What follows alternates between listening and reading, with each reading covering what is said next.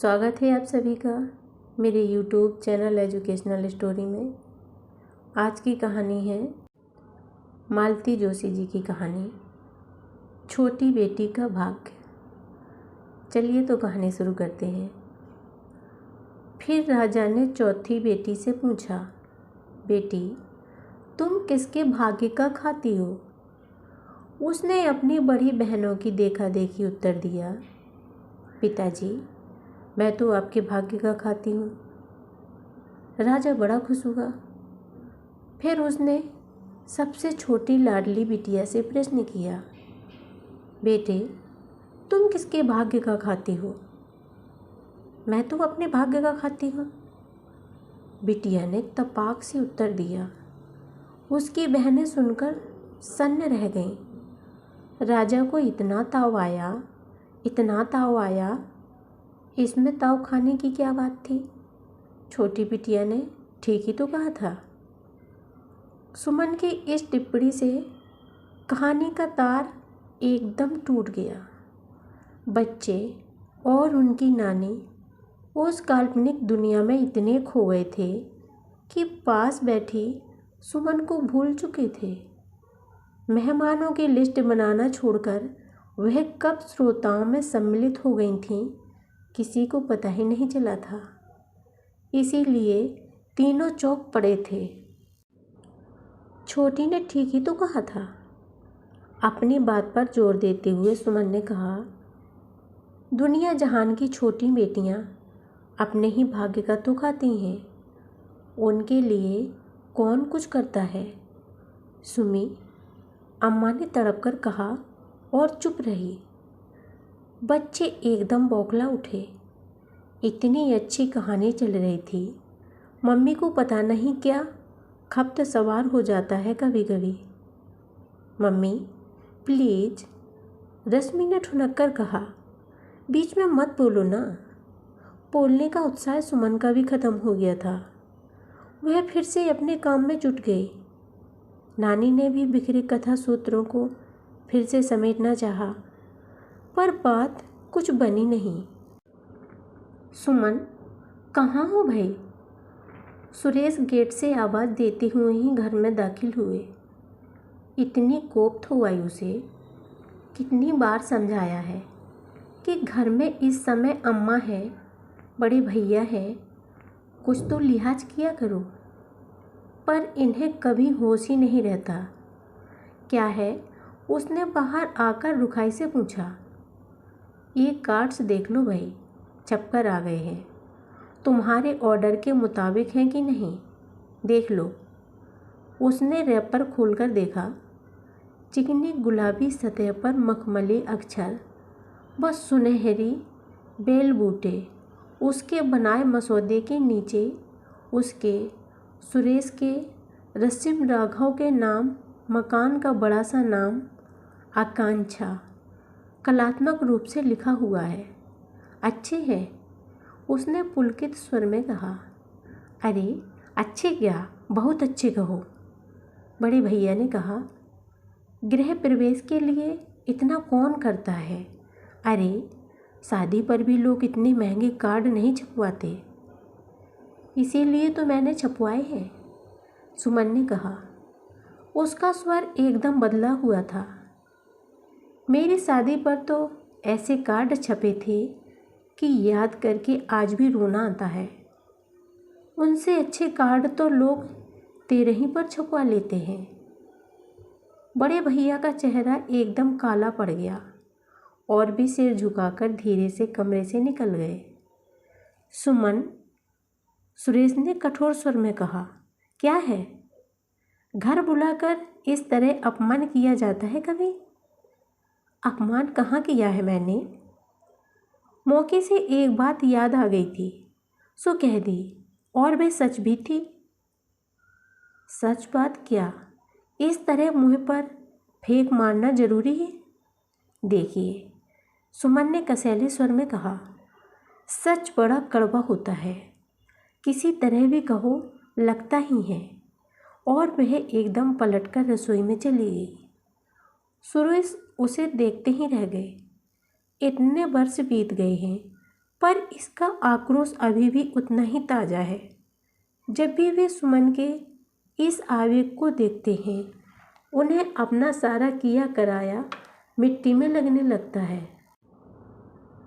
कैसी सर्वग्रासी स्मरण शक्ति है इसकी, ये कुछ भूल क्यों नहीं पाती। रसोई में बैठी सुमन भी यही सोच रही थी, वह कुछ भी भूल क्यों नहीं पाती। जब भी कुछ कहने को होता है, उसकी ज़बान पर जैसे 100 कांटे उगाते हैं। पता नहीं कैसा दंश है इसके मन में, जिसे वह 100 गुना करके लौटा देना चाहती है। अभी उस दिन अम्मा कहानी सुना रही थी। वे भी 5 बहनें थीं। 2 की शादी बाबूजी ने अपनी नौकरी के ज़माने में खूब धूमधाम से कर दी थी। 2 की शादी में उनकी सारी ग्रेच्युटी, सारा फंड निकल गया था। आधी पेंशन तक बिक गई थी। सुमन का वक्त आया, उस समय तक वे स्वयं भैया पर आश्रित हो चुके थे। भैया की भी शादी हो गई थी, उन्हें अपनी भी गृहस्थी देखनी थी, माँ बाप को पालना था। सुमन के ब्याह की फिक्र थी सो अलग। किसी प्राइवेट स्कूल में 250 पर दस्तखत करके 150 पाते हुए सुमन तेजी से बढ़ती जा रही थी। भैया और बाबूजी जगह जगह की खाक छान रहे थे, पर कोई लड़का हाथ नहीं आ रहा था। जैसे जैसे महंगाई बढ़ रही थी, लड़कों के भाई भी आसमान छू रहे थे। फिर इन लोगों के पास तो देने के लिए भी कुछ नहीं था। तभी किसी ने प्रो शर्मा का नाम सुझाया। 2 साल पहले ही उनकी पत्नी चल बसी थी। 2 नन्हे बच्चे थे। घर और बच्चों की देखभाल के लिए उन्हें एक सुशील कन्या की आवश्यकता थी। उनकी कोई मांग नहीं थी, बस कुमकुम कन्या ग्रहण करने को तैयार थे वे। अम्मा बाबूजी तो खुशी से झूम उठे। इतनी विकराल समस्या का इतना सरल हल निकल आएगा, उन्होंने सोचा भी नहीं था। भैया भाभी ने भी राहत की सांस ली, पर सुमन ने ही मना कर दिया। उसके कुंवारे सपनों को फेरे पड़ते ही किसी की माँ बन जाना गवारा नहीं हुआ। इसके इस निर्णय की प्रतिक्रिया अच्छी नहीं हुई। घर का वातावरण कई दिनों तक उखड़ा उखड़ा सा रहा। भाभी उससे कटी कटी सी रही। बड़ी बुआ ने तो सुना भी दिया, कुछ तो अकल से काम लिया करो। दादा के बुढ़ापे का तो ख्याल किया होता। समय से शादी हो जाती तो तुम भी बच्चों वाली हो जाती कि नहीं। अब तक उनका क्या है, मर्द मानुस है, 100 रिश्ते लग जाएंगे, तुम ही बैठी रहोगी। बुआ ने सच कहा था। और भी 2 साल बीत गए और वह फिर भी अनव्याही रह गई। इस बीच बाबूजी भी चल बसे और शादी की बात जैसे ठंडे बस्ते में चली गई। भैया कहते, अब 27 साल की लड़की के लिए मैं कुंवारा लड़का कहाँ से लाऊं? भला हो मजली दीदी का, उन्होंने ही दया करके गांव नाते का एक देवर दिखा दिया था। माँ बाप का साया बहुत पहले उठ गया था। एक टाइपराइटर, एक कच्चा मकान और एक बीकॉम की डिग्री, जायदाद के नाम पर बस यही कुछ था। तभी लड़की वाले बिदकते थे। हिंदुस्तानी आदमी नौकरी पर जान छिड़कता है, छोटी ही सही पर बंधी बंधाई आमदनी तो हो। अपने सारे सपनों को तिलांजलि देकर ही सुमन मंडप में जा बैठी थी। बहुत बेमन से उसने नए जीवन में प्रवेश किया था। उस दरिद्र अनाथ युवक की गृहस्थी की गाड़ी खींचते हुए वह अक्सर हाँफ उठती। धुआंती रसोई में खाना बनाते समय फटे कपड़ों को रफू करते हुए या जले हुए बर्तनों को रगड़ते हुए उसे अक्सर प्रो शर्मा की जमाई गृहस्थी, सजा संवरा घर याद आता और वह अपने आप पर खींच उठती। अपने पैरों पर कुल्हाड़ी मारना इसी को तो कहते हैं। रश्मि का जन्म हुआ तो लगा ही नहीं था कि घर में पहला बच्चा आया है। लगा कि एक अनचाहा मेहमान आ गया हो। राघव तो लड़का था, पर उसके आते ही लगा जैसे विपत्ति का पहाड़ टूट पड़ा हो। उन सीलन भरे कमरों में अपने फूल से बच्चों को पालना, उन्हें छोटी छोटी बातों के लिए तरसाना उसे जहर लगता रहा था। फिर भी धीरे धीरे सब कुछ बदलने लगा। जिंदगी का सफ़र आसान होता चला गया। आज तो उसके पास वह सब है जिसकी उसने कभी कामना की थी। पर अब पहले कैसी उमंग, उत्साह वह कहाँ से लाए। ये बीते हुए वर्ष उसके मन का सारा ही रस निचोड़ कर ले गए हैं। जैसे मन की तलहटी में रात दिन एक ज्वालामुखी सा धधकता रहता है। जरा कुछ हुआ नहीं कि लावा फूट पड़ता है। गृह प्रवेश सानंद संपन्न हो गया। सुबह विधि विधान से होम हवन किया गया। देवी देवताओं का शुभ कार्य के लिए आवाहन किया गया। पवित्र उदक से घर की शांति की गई। फिर दोपहर को ब्राह्म भोज हुआ। 11 तरह की मिठाइयाँ और भरपूर दक्षिणा। ब्राह्मण देवता प्रसन्न हुए और आशीर्वादों की झड़ी लगते हुए विदा हुए।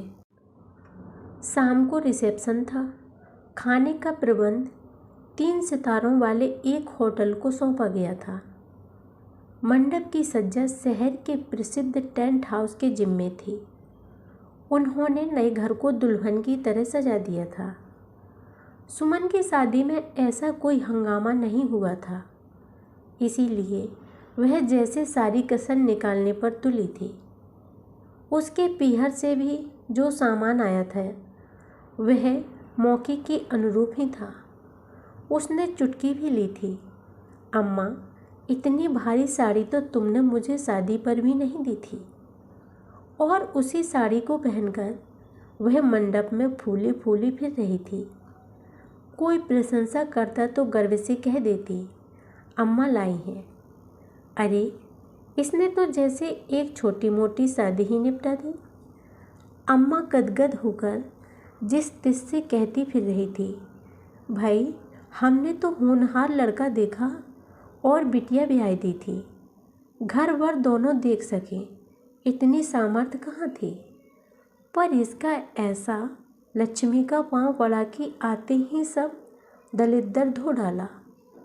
उस शाम जब इस 15 बार अम्मा यह बात दोहरा चुकी थी तो सुमन की सहन शक्ति ने जैसे जवाब दे दिया। वह एकदम फट पड़ी। यह सब एक दिन में नहीं हो गया अम्मा। पूछो तो पता चलेगा कि मेरा कितना खून जला है। पार्टी यद्यपि उतार पर थी, फिर भी इक्के दुक्के मेहमान इधर इधर बिखरे हुए थे। ऊंची आवाज़ सुनकर सबके कान खड़े हो गए। अम्मा तो जैसे कटकर रह गई। समझाने के से अंदाज में बोली, अच्छे बुरे दिन सबके आते हैं लली। सुख की घड़ियाँ फुर्र से उड़ जाती हैं।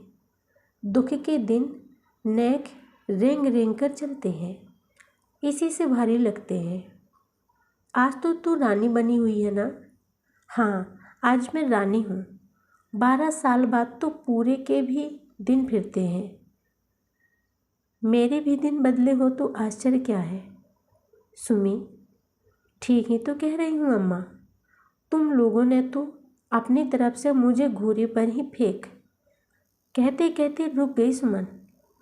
पता नहीं कहाँ से सुरेश एकदम सामने आकर खड़े हो गए थे। उनकी आंखों में व्यथा का एक महासागर लहरा रहा था। तुमने मुझे घूरा कहा सुमन? सुमन आंख उठाकर उनकी ओर देख नहीं सकी। सुमन, तुम्हारे चेहरे पर मुस्कान की एक रेखा देखने के लिए मैंने क्या नहीं किया। पागलों की तरह दिन रात खटता रहा, अपना खून पसीना एक करता रहा। तुम्हारे मन के अभावों को भरने के लिए मैंने अपने आदर्शों की भी परवाह नहीं की। फिर भी तुम्हारे लिए मैं घूरा ही बना रहा। आखिर तुम चाहती क्या थी? इच्छाओं की यह कैसी आग है जो बुझना ही नहीं जानती? कहते कहते उनका स्वर कठोर होता चला गया। उनकी आंखों में लहराता महासागर सूख गया और वे भक्ति से जल उठी। उस दहकन के सामने मंडप में सजे असंख्य लड्डुओं का प्रकाश मंदिम पड़ गया। अगर आपको हमारी कहानी पसंद आए तो कृपया हमारी बेटियों को लाइक एंड सब्सक्राइब जरूर करिएगा। धन्यवाद।